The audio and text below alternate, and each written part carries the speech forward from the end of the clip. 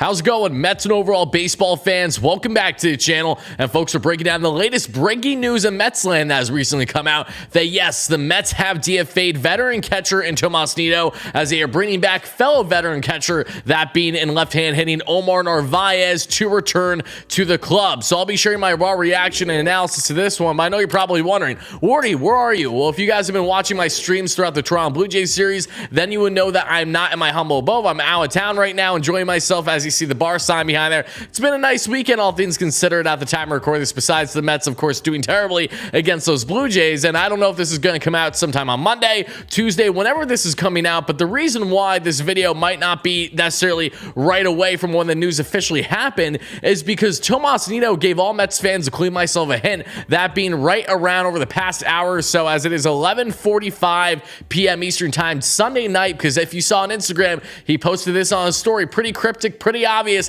that his time in Queens was coming to an end. I heard internally as well that, as many of us expected, Nido would in fact be DFA'd, and now that is in fact come to fruition here. So I've been saying this to you guys from the beginning. Of course, let me know your raw reactions, comments down below to this news, as Tomas Nido's tenure with the Mets is likely coming to an end, because I will be fairly surprised, to say the least, if he is not picked up elsewhere, because there are a lot of teams that are struggling to get any type of semblance from the backstop, and Tomas Nido can certainly help a team in that regard on the framing, with his eyes getting checked and game better, and the hitting will rise to scoring position at the very least, if he's anything like what he was last year with the Metropolitans. But raw reactions throughout the riff, again, I expected this. I've been preaching this from the beginning. I've been very adamant in doing so. I went as far as to going back and forth over the past month that many of you guys saw with myself and Buster Only ESPN, as this guy, who again is a reporter for ESPN, going out of his way to say that the Mets are likely going to send down Francisco Alvarez. At the time, Alvarez was really heating up, and Alvarez would then go on to have the best 2 weeks of his career there afterwards, after Buster initially said that. So I really doubled down by saying that, one, that makes literally no sense, and two, as long as Alvarez continues to contribute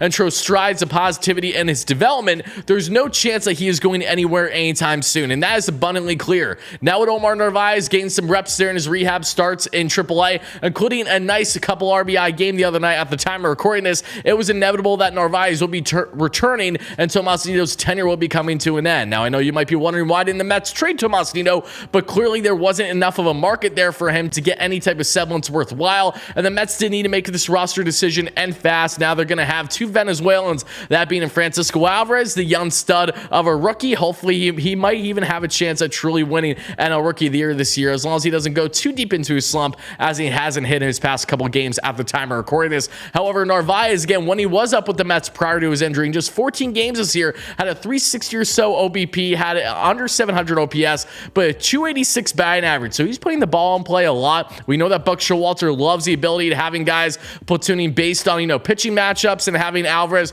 hopefully playing, again, the bulk of games, and having Narvaez be that guy on, say, a Sunday day game, for example, to wrap up a series. Regardless, I'm happy to have Narvaez return, as he's on a hefty contract at $8 million this year, and then an additional player option next year of at least $7 million, just $7.5 million. So he's getting a pretty penny thanks to Billy Epler, but hopefully he will be worthwhile in the end. But in the meantime, let's also talk about Tomas Nido and his tenure coming to an end, guys. This sucks. Don't get me wrong. I thoroughly enjoyed Tomas Nido's time here in Queens when he was here. Last year, again, it wasn't a crazy year, but he stepped up when the Mets needed him to. He was one of the Mets' most clutch hitters at times with runners in scoring position. Now, unfortunately for Nido's case, this year he got off to the worst start imaginable, was hitting just a little over 100. It wasn't much. I mean, he wasn't seeing the ball well. He wasn't defending or framing well. He wasn't getting runners out at second consistently well either, and that led him being put on the IL stint because of quote-unquote dry eye syndrome, and ultimately that would be his demise, because during that time,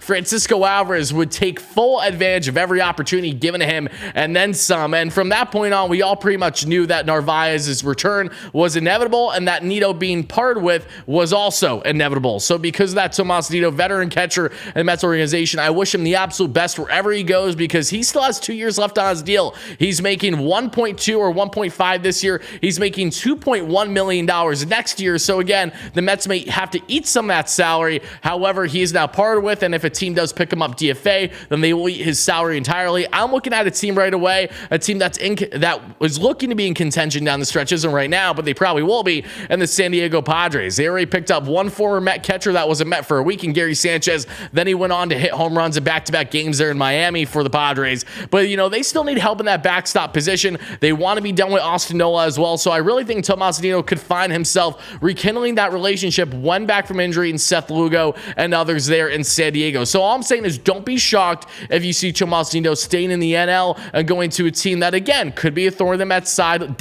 later down the stretch this year, just like they were, of course, when it mattered most in the wild card series. But Mets fans, I want to know your thoughts down below, how you're feeling about the ending of Tomas Nido's likely tenure here in Queens. Again, I thoroughly enjoy Nido at his best. He was one of the better framers in baseball in the 90th plus percentile and gave you clutch hitting when the Mets needed it at times. However, it is now time for a new age at the backstop position, led by two Venezuelans in Francisco Alvarez and the veteran trying to take him under his wing and help show him a tip or two, regardless of the fact that Alvarez is doing so well without him with injury, that being a Narvaez. I'm excited to see what that tandem is going to provide for the Mets here in the games and the months and years going forward potentially. But in the meantime, Tomas Nido's tenure comes to an unfortunate end for him, and we'll see what his future holds. But again, Mets fans, thank you so much for watching. If you ended up enjoying this type of content and you want to see more consistent Mets content uncovering everything in Metropolitan land out there, then this is a place to be. By making sure to smash that like and subscribe button is greatly appreciated. And stay tuned as always for more great content, consistent post-game shows every single night throughout the normal calendar week. And of course, I'll talk to you again real soon. Let's go Mets, baby. Peace out.